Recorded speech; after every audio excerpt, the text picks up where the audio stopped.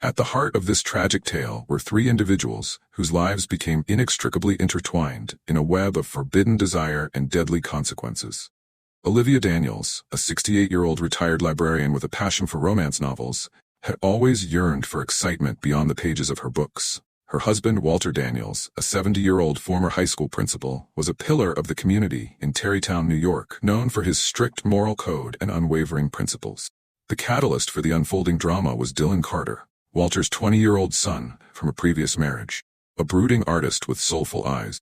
In a troubled past, Dylan had recently moved into the Daniels household, bringing with him an air of youthful rebellion that would soon ignite a passionate and ill-fated affair. As the crisp autumn air settled over Tarrytown, no one could have predicted the storm that was about to engulf the Daniels family. What began as a seemingly innocent connection between a stepmother and her adult stepson would spiral into an obsession that defied societal norms and familial bonds. Olivia Daniels was born in 1956 in a small town in upstate New York, the only child of a seamstress mother and an absent father. Olivia learned early on to find solace in the world of books. Her childhood was marked by loneliness and a yearning for the kind of romance and adventure she read about in her beloved novels. As a young woman, Olivia pursued a degree in library science, driven by her passion for literature and her desire to surround herself with stories. It was during her college years that she first married a charismatic philosophy student named Ron Carter. The marriage was short-lived, ending after just 2 years, when Ron's wanderlust led him to abandon Olivia for a spiritual journey in India. Heartbroken but resilient, Olivia threw herself into her career, eventually becoming the head librarian in her hometown. Her second marriage to a local accountant named Leonard Stone lasted longer but was marked by a growing sense of dissatisfaction. Leonard was kind but unimaginative, and Olivia found herself increasingly drawn to the passionate tales in her romance novels, longing for the kind of all-consuming love she had never experienced. It was in her late 50s, newly divorced and feeling that life had passed her by, that Olivia met Walter Daniels. He was everything her previous husbands were not: distinguished, intellectual, and financially secure. Walter, a widower, seemed to offer Olivia the stability and respect she craved, and she was flattered by his attention. Their courtship was brief but intense, and within 6 months, Olivia found herself relocating to Tarrytown as Mrs. Daniels. The move represented a fresh start, a chance to reinvent herself in a new community. Olivia threw herself into the role of the principal's wife, joining local book clubs and volunteering at community events. Yet, as the years passed, familiar restlessness began to creep in. Walter, for all his virtues, was set in his ways and showed little interest in the passion and spontaneity Olivia craved. She found herself spending more time alone in their house, retreating into her books and secret fantasies. It was into this simmering discontent Dylan arrived, bringing with him a youthful energy that stirred something long dormant in Olivia's heart. Little did she know that her stepson's presence would awaken desires that would lead them all down a path of no return. Dylan Carter came into the world on a stormy night in 2004, the product of Walter Daniels' brief second marriage to Megan Foster, an art teacher 20 years his junior. From the beginning, Dylan's life was marked by conflict and upheaval. His parents' relationship was tumultuous, with Megan's free-spirited nature clashing constantly with Walter's rigid traditionalism. The marriage ended when Dylan was just 5 years old, with Megan gaining primary custody. She moved them to Burlington, Vermont, where she pursued her artistic passion and exposed young Dylan to a bohemian lifestyle that was worlds away from his father's conservative values. Weekends and holidays with Walter became a study in contrasts, leaving Dylan torn between two vastly different worlds. As he grew older, Dylan began to exhibit his mother's artistic talent and rebellious spirit. His teenage years were marked by increasingly frequent clashes with authority, both at school and during his visits with Walter. He experimented with different art forms, from graffiti to performance art, often pushing boundaries and testing limits. Dylan's relationship with his biological mother, while close, was complicated by Megan's struggles with bipolar disorder and substance abuse. There were periods of intense creativity and joy, followed by dark times when Dylan found himself taking on the role of caretaker. This instability left its mark, contributing to Dylan's brooding personality and his difficulty in forming lasting relationships. At 18, Dylan's world was upended once again when Megan, in the throes of a manic episode, was involved in a car accident that left her hospitalized and unable to care for herself. With his mother facing a long recovery and his own future uncertain, Dylan reluctantly agreed to move in with his father and Olivia in Tarrytown. The transition was far from smooth. Dylan, with his tattoos, moody demeanor, and avant-garde artistic sensibilities stood out like a sore thumb in the conservative town. He clashed frequently with Walter, who saw his son's lifestyle as a personal affront to everything he stood for. It was Olivia who first extended an olive branch, recognizing in Dylan a kindred spirit, someone who, like her, felt out of place in the stifling atmosphere of Tarrytown. Her attempts to connect with her troubled stepson would set in motion a chain of events that would ultimately lead to tragedy. As Dylan settled into life in the Daniels household, neither he nor Olivia could have foreseen the dangerous attraction that was about to blossom between them, an attraction that would shatter the fragile peace of their family and the town itself. The seeds of obsession were planted on a sultry August evening, just 3 months after Dylan had moved into the Daniels' home. Olivia, unable to sleep in the stifling heat, had wandered down to the kitchen for a glass of water. She paused in the doorway, transfixed by the sight before her. Dylan stood bathed in the pale light of the open refrigerator, shirtless and glistening with a thin sheen of sweat. He was absently sketching on a napkin, his brow furrowed in concentration. Olivia felt her breath catch in her throat, suddenly acutely aware of the young man's physical presence in a way she had never been before. Dylan looked up, startled by her presence. Their eyes met, and for a moment time seemed to stand still. Olivia, flustered, mumbled an apology and retreated to her bedroom, her heart pounding with an excitement she hadn't felt in years. From that night on, Olivia found herself hyper-aware of Dylan's presence in the house.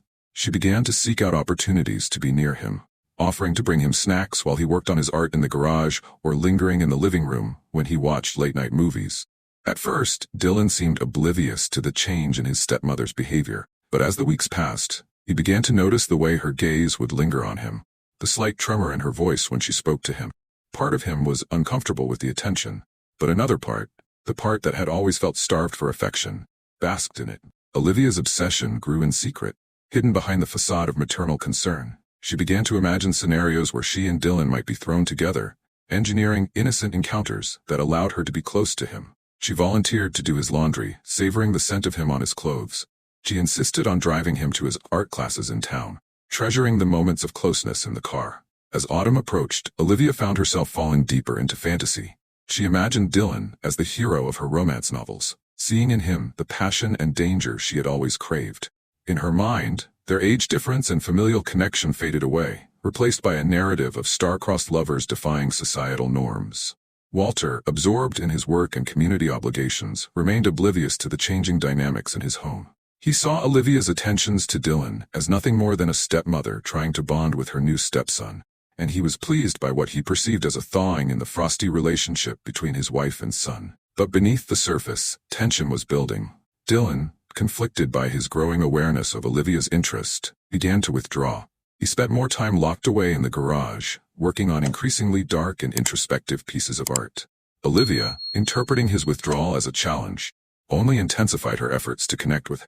As the leaves began to turn and a chill crept into the air, the Daniels household teetered on the edge of a precipice. Olivia's obsession, fed by years of unfulfilled desires and romantic fantasies, was about to spill over into reality, setting in motion a series of events that would end in tragedy. The line between fantasy and reality blurred on a rain-soaked evening in late September. Walter was away at a conference, leaving Olivia and Dylan alone in the house. The power had gone out, plunging the old Victorian into darkness.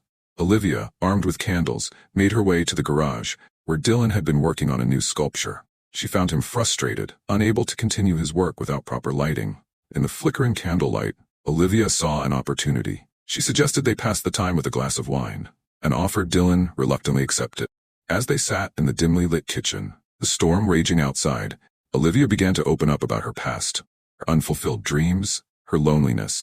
Dylan, perhaps softened by the wine and the intimate atmosphere, found himself sharing his own insecurities and fears. He spoke of his troubled relationship with his mother, his feelings of inadequacy in his father's eyes, his struggle to find his place in the world.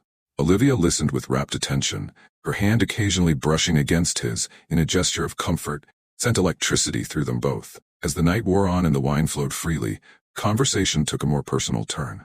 Olivia, emboldened by the alcohol and the charged atmosphere, confessed her attraction to Dylan. She spoke of how he had awakened feelings in her she thought were long dead, how she saw in him the passion and artistry she had always craved in a partner. Dylan, conflicted and overwhelmed, tried to resist, He spoke of the inappropriateness of the situation, of his respect for his father, but Olivia persisted, moving closer, her voice dropping to a husky whisper, as she detailed the fantasies she had been harboring. In the candlelight, with the storm howling outside, the boundaries between right and wrong began to blur. Their first kiss was tentative, almost chaste, but it quickly deepened, years of pent-up desire and loneliness pouring out in a flood of passion. Olivia's hands roamed over Dylan's body, marveling at his youthful firmness, so different from Walter's aging frame. Dylan, despite his initial reservations, found himself responding to Olivia's experienced touch, her confidence igniting a fire within him. They made love on the kitchen floor surrounded by guttering candles, the storm providing a soundtrack to their illicit passion. In the aftermath, as they lay tangled together on the cold tiles, reality began to seep back in. Dylan, overcome with guilt and confusion, retreated to his room without a word. Olivia, flushed with triumph and lingering desire, began to plan how to ensure this was not a one-time occurrence. The next morning brought awkwardness and averted gazes. Dylan tried to apologize, to suggest they forget what had happened, but Olivia was having none of it. She cornered him in the hallway, pressing her body against his as she whispered promises of discretion and future pleasures. Dylan, still reeling from the events of the previous night, found himself agreeing to continue their affair, partly out of desire and partly out of fear of the consequences if he refused. And so began a dangerous dance of secrecy and passion. Stolen moments in dark corners of the house, hurried encounters when Walter was occupied with work or community events. Olivia blossomed under Dylan's attention, feeling more alive than she had in years. She lavished gifts on him, expensive art supplies, designer clothes, justifying the expenses to Walter as attempts to help Dylan feel more at home. Dylan, for his part, found himself torn between guilt and a growing emotional attachment to Olivia. She offered him the unconditional love and acceptance he had always craved, albeit in a form he had never expected. His art took on a new intensity, filled with themes of forbidden love and hidden desires.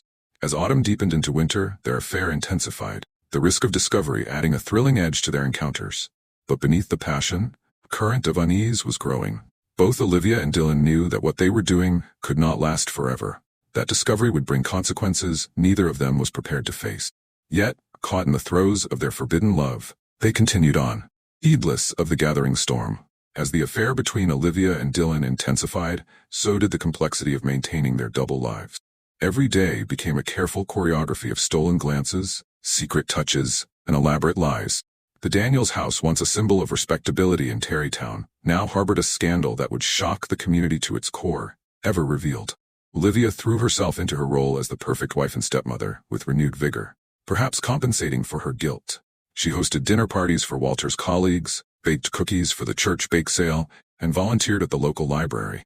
To the outside world, she appeared more engaged and vibrant than ever, and many in the town remarked on her apparent renewed zest for life. Meanwhile, Dylan adopted a surly, withdrawn persona in public, playing up the role of the troubled artist. This allowed him to spend long hours alone in the garage studio without arousing suspicion. His art took on a feverish quality, filled with hidden symbols of his forbidden relationship, a recurring motif of an older woman's hands, landscapes that hinted at secret, shadowy places. Their encounters became increasingly daring. Quick tryst in the laundry room while Walter watched football in the den, passionate embraces in the garden shed, the scent of freshly cut grass mingling with their heated breaths. Once, they even made love in Walter's study, the thrill of possible discovery adding a dangerous edge to their passion. But living a double life took its toll. Dylan began to struggle with insomnia, spending long nights staring at the ceiling, torn between desire for Olivia and guilt over betraying his father. His artwork, while praised for its raw emotion, began to disturb those who viewed it, underlying tension and conflict evident in every brushstroke. Olivia, for her part, became increasingly possessive and demanding. She would fly into quiet rages if Dylan so much as spoke to a woman his own age, her jealousy all the more potent for having to be hidden.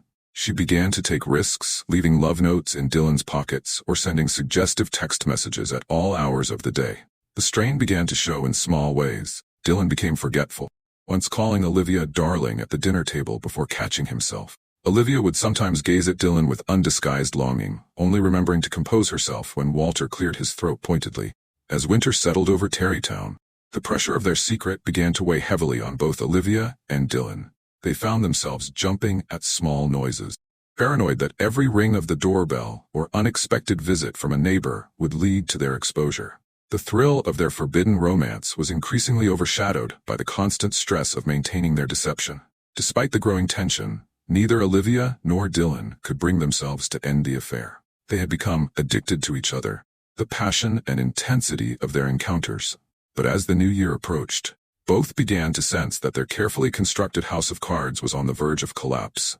Walter Daniels had always prided himself on his powers of observation. As a former principal, he had honed the ability to detect when students were lying or hiding something. It was this keen eye that began to pick up on subtle changes in his household as the winter progressed. At first, the signs were easy to dismiss. He noticed Olivia humming to herself more often, a spring in her step that he attributed to a new book club she had joined. He observed Dylan spending more time at home, which he interpreted as a positive sign that his son was finally settling into life in Tarrytown. But as January gave way to February, more troubling patterns emerged. Walter began to notice hushed conversations that would abruptly cease when he entered a room.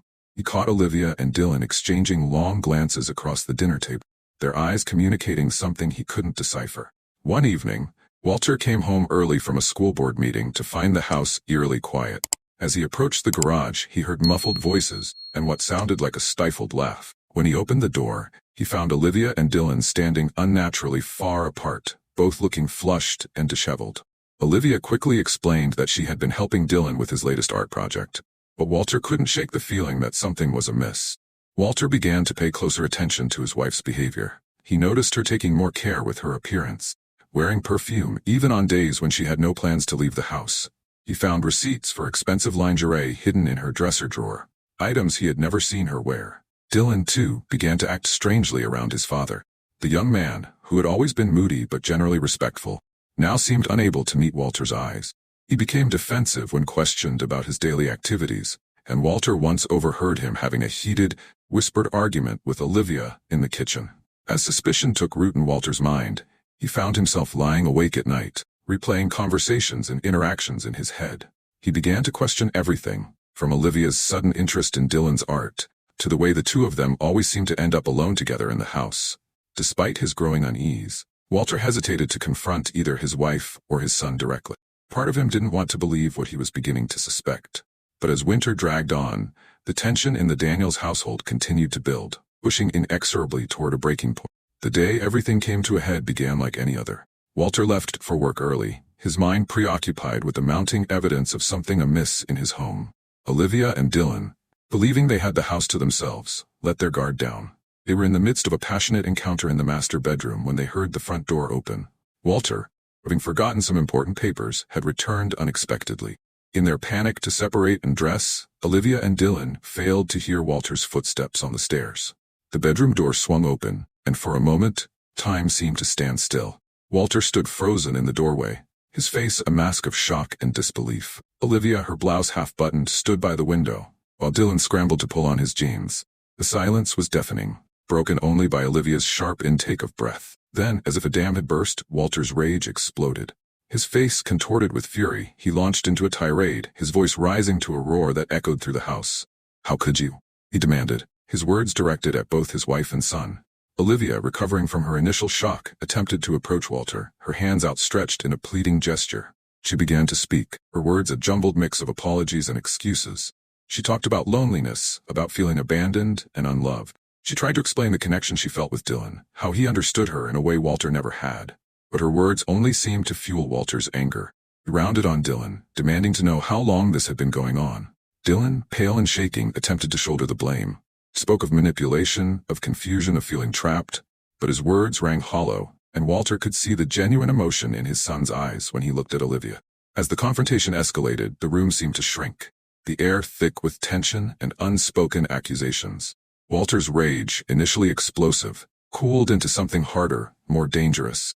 His voice, when he spoke again, was low and controlled, but trembling with suppressed emotion. He told Olivia that their marriage was over, that he wanted her out of the house immediately. To Dylan, he said that he no longer had a son. The young man before him was dead to him. Olivia, realizing the full impact of what was happening, became hysterical. She clutched at Walter's arm, begging him to reconsider, to give her another chance. In her desperation, she said things she knew she could never take back. Cruel words designed to hurt Walter as deeply as he had been hurt. It was at that moment, as Olivia's accusations hung in the air, something in Walter snapped. With a roar of inarticulate rage he lashed out, his hand connecting with Olivia's face with a sickening crack. Olivia stumbled backward, her eyes wide with shock and fear. Dylan, galvanized into action, moved to intervene, but Walter was beyond reason. In a frenzy of violence that seemed to last both an eternity and mere seconds, Walter's hands found Olivia's throat. Dylan tried desperately to pull his father away, shouting for him to stop, but Walter's grip was like iron. By the time he finally released Olivia, it was too late. He crumpled to the floor, her eyes staring sightlessly at the ceiling. The room fell silent, save for Walter's ragged breathing. Father and son stood over Olivia's motionless body, full horror of what had just occurred slowly sinking in.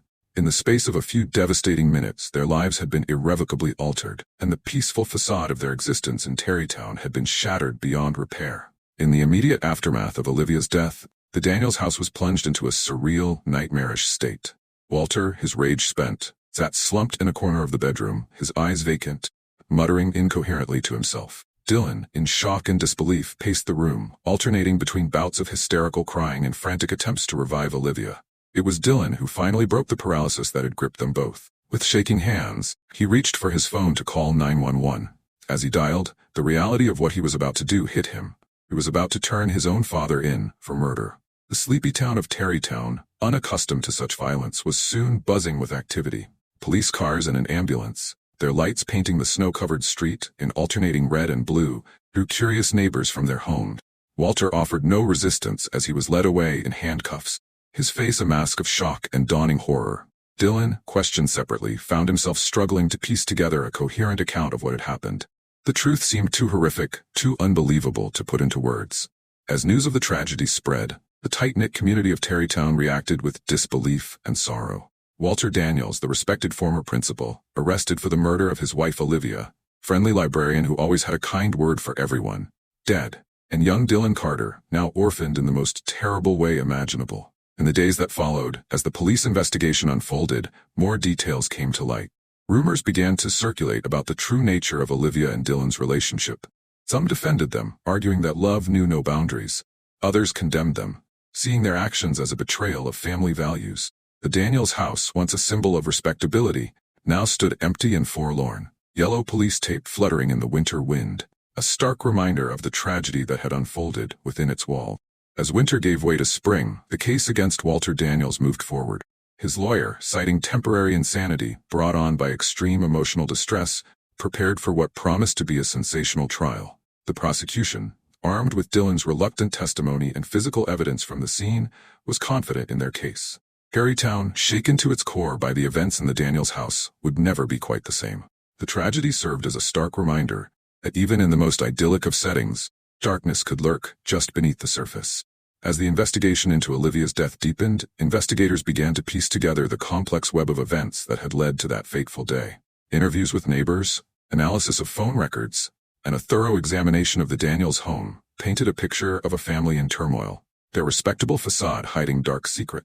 One of the key pieces of evidence came from Olivia's personal diary, discovered hidden in a locked drawer of her writing desk.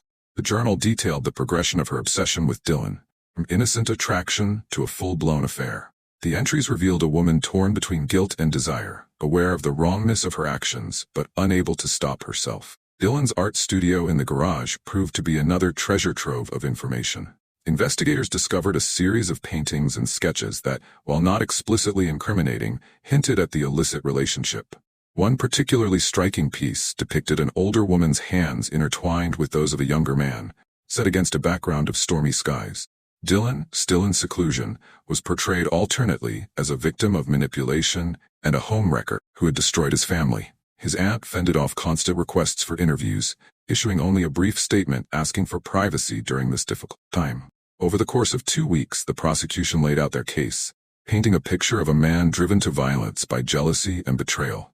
Dylan, appearing gaunt and haunted, took the stand to testify against his father, his voice barely above a whisper, as he recounted the events leading up to his stepmother's death. Walter's defense team argued for a charge of manslaughter, citing the extreme emotional distress their client had been under. Character witnesses spoke of Walter's previous good standing in the community, his dedication as an educator, and his reputation as a loving husband and father. In the end, after 3 days of deliberation, the jury returned a verdict of guilty on the charge of second-degree murder. As the judge announced the sentence, 25 years to life, A collective gasp rose from the courtroom. Walter, his face a mask of resignation, was led away in handcuffs. Dylan, unable to watch, slipped out of the courtroom, leaving behind the town that had been his home and the tragedy that had defined his young life.